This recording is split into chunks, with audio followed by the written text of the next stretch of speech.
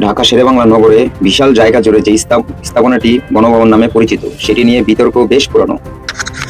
বাংলাদেশে যত সরকার কিংবা রাষ্ট্রীয় প্রধান ছিলেন, তাদের মধ্যে শুধু সাবেক প্রধানমন্ত্রী শেখ হাসিনাই গণভবন বসবাস করেছেন।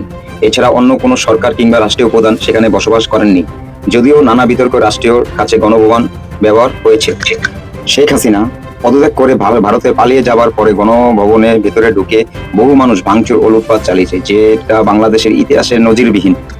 শেখ হাসিনা যখন 1996 সাল থেকে 1901 সাল মাঝামাঝি পর্যন্ত ক্ষমতায় ছিলেন, তখন তিনি গণভবন বরাদ্দ নিয়ে সেখানে বসবাস করতে শুরু করেন। প্রধানমন্ত্রী পদ ছাড়ার পরও তিনি সেখানে বসবাস করতে চেয়েছিলেন। বাংলার কৃষক শ্রমিক মেহনতি মানুষের মুক্তির জন্য সংগ্রাম করতে এসেছি। আমার সংগ্রাম সেই দিন সফল হবে, বাংলার দুঃখী মানুষের মুখে যেদিন হাসি ফুটবে, বাংলার ঘরে ঘরে কোনো হাহাকার থাকবে না, বাংলার আকাশ বাতাস ক্ষুধার্ত নরনারীর হাহাকারে ভারী হবে না, বাংলার মানুষ ক্ষুধার অন্ন পাবে, বস্ত্র পাবে, বাসস্থান পাবে, চিকিৎসা পাবে, শিক্ষা পাবে, উন্নত জীবনের অধিকারী হবে। সেই দিন আমার সংগ্রাম সার্থক হবে।